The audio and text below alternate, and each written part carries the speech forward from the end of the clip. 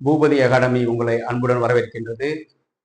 இன்று பார்த்தீங்கன்னா அழகு 7 அறநூல்ல பார்த்தீங்கன்னா நம்ம முதுமொழி காஞ்சியை பற்றி பார்க்க போகிறோம். அழகு 7 அறநூல் தொடர்பான செய்திகள்ல பார்த்தீங்கன்னா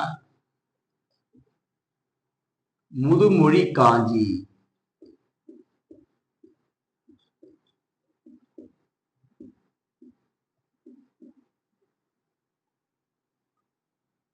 இந்த முதுமொழி காஞ்சி என்பது காஞ்சி திணைகளில் ஒன்று.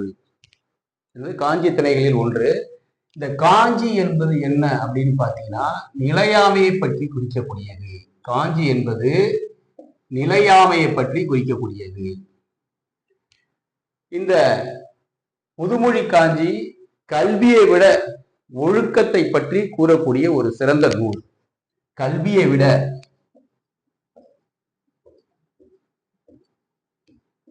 ஒழுக்கத்தை பற்றி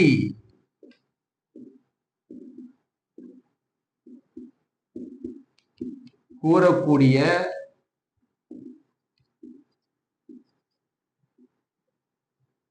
ஒரு சிறந்த நூல். இது 10 பிரிவுகள் பார்த்தீங்கன்னா 10 பாடல்கள் உள்ளது. 10 பிரிவுகள் எத்தனை? 10 பாடல்கள். அப்போ 100 பாடல்கள் உடையது. இந்த முதுமொழி காஞ்சி பார்த்தீங்கன்னா 100 பாடல்கள் உடையது. இந்த முதுமொழி காஞ்சியில பாத்தீங்கன்னா யாரு இதனை இயற்றியவர் அப்படின்னு கேட்டா புலத்துறை முற்றிய கூடலுக்கிறார். ஆசிரியர் யாருன்னு பாத்தீங்கன்னா புலத்துறை முற்றிய கூடலூர் கிழார்.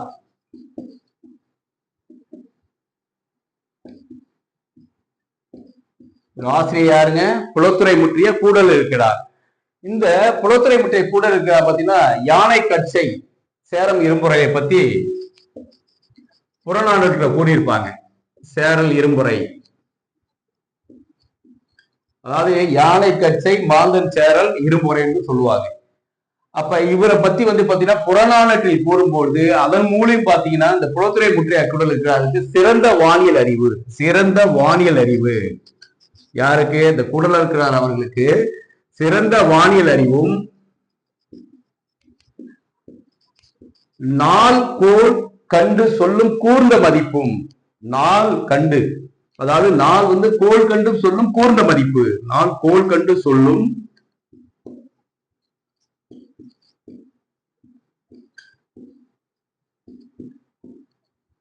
கூர்ந்த மதிப்பு உடையவர். அதான் என்னன்னு பாத்தீங்கன்னா இந்த புலத்துறை முற்றிய கூடல் இருக்காரு இல்லைங்களா, யார பாத்தீங்கன்னா யானை கட்சை மாந்தன் சேரல் இரும்புறையை பற்றி புறநானூற்றில் பாடும்போது அதிலிருந்து பாத்தீங்கன்னா இந்த கூடலூர்கிழார் அவர்களுக்கு சிறந்த வானியல் அறிவும் நாள் கோள் கண்டு சொல்லும் கூர்ந்த மதிப்பும் உடையவர் என்று அந்த புறநானூற்று பாடலில் நம்ம ஒரு சிறப்பை பற்றி ஒரு அறியலாம். இந்த கூடலூர் காலம் பாத்தீங்கன்னா கிபி 5ஆம் நூற்றாண்டு. கிபி 5ஆம் நூற்றாண்டு. எந்த நூற்றாண்டு சொல்றோம்? கிபி 5ஆம் நூற்றாண்டு. இது 10 பிரிவுகளாக பிரிக்கலாம். சிறந்த 10, அழியா 10 பாத்தீங்கன்னா 10 பிரிவுகள். சிறந்த 10, அழியா 10, அல்ல 10,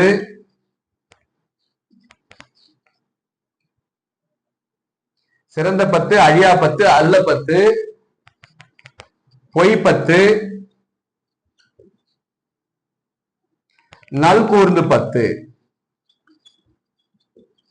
மொத்தம் 10 பிரிவுகளாக பிரிக்கலாங்க. என்னன்னா சிறந்த 10, அழியா 10, அல்ல 10, பொய் 10, நல் கூர்ந்து 10. அது மாதிரி பாத்தீங்கன்னா இல்லை 10, எளிய 10, எளிய 10, அறிவு 10,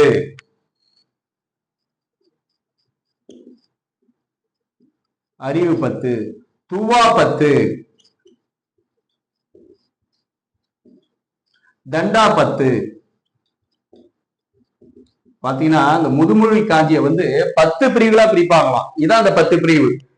சிறந்த 10, அழியா 10, அல்ல 10, பொய் 10, நல் கூர்ந்து 10, இன்னொன்னு இல்லை 10, எளிய 10, அறிவு 10, துவா 10, தண்டா 10ன்னு சொல்லுவாங்க. சோ இதுதான் இந்த நம்ம முதுமொழி காஞ்சியோடைய இந்த நூல் குறிப்புகள், அதோடைய சிறப்புகள்லாம் பார்க்க இதான் பார்க்கணும். காஞ்சினா நிலையாமை, கல்வியை விட ஒழுக்கத்தை பற்றி கூறக்கூடிய சிறந்த நூல் வந்து முதுமொழி காஞ்சி.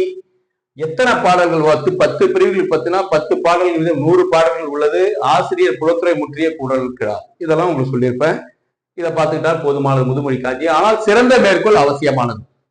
இந்த சிறந்த மேற்கோள் பாத்தீங்கன்னா நமக்கு வந்து பாத்தீங்கன்னா எவ்வளவு இருக்கு, நிறைய உண்டு.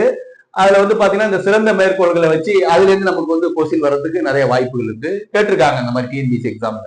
இப்ப ஆறுகளி உலகத்து மக்கட்கெல்லாம், ஆறுகளி உலகத்துக்கு மக்கட்கெல்லாம் அப்படின்னு பாத்தீங்கன்னா கடல் சூழ்ந்த மக்கள் அனைவருக்கும், கடல் சூழ்ந்த மக்கள் அனைவருக்கும் ஓதலில் சிறந்ததென்று ஒழுக்கம் உடைமை.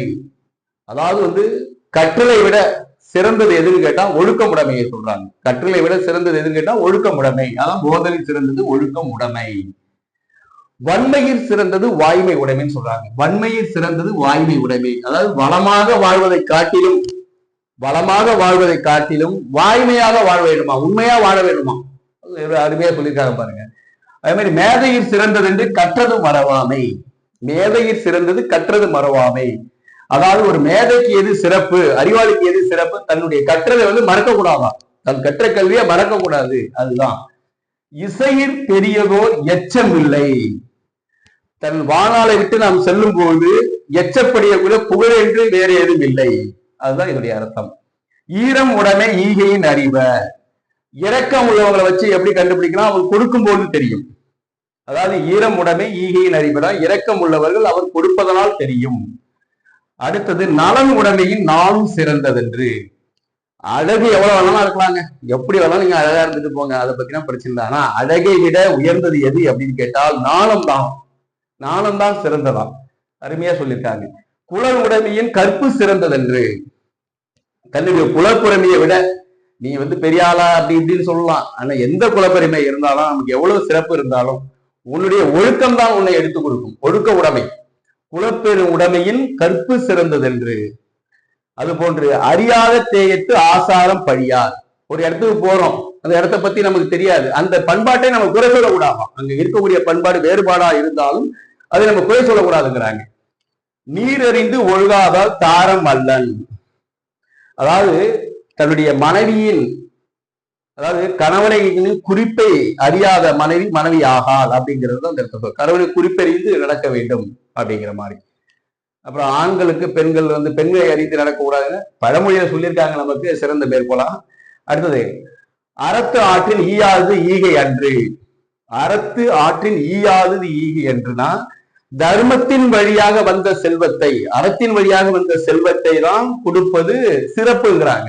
எப்படி பாருங்க, கண்ணாபுலான்னு சம்பாரிச்சுங்கிற உன்னுடைய அறத்தின் தர்மத்தின் வழியா வரணுமா, அந்த செல்வம் தான் சிறந்தது, அது கொடுப்பதுதான் சிறப்புங்கிறாங்க. இறப்போருக்கு ஈதலின் எய்தும் சிறப்பு இல்லை. என்னங்க, இறப்போருக்கு ஈதலின் எய்தும் சிறப்பு இல்லை. ஒரு வறியவர் வந்து நம்மகிட்ட வந்து கேட்டா, வறுமையில் உள்ளவங்க நம்மகிட்ட வந்து கேட்டா, அது கொடுப்பதை விட நம்மகிட்ட உள்ள பொருளை கொடுப்பதை சிறந்தது வேற எதுவுமே இல்லைங்களாங்க. அது பாத்தீங்கன்னா சொற்சேர்வு உடைமையின் எச்சோர்வும் அறிவு.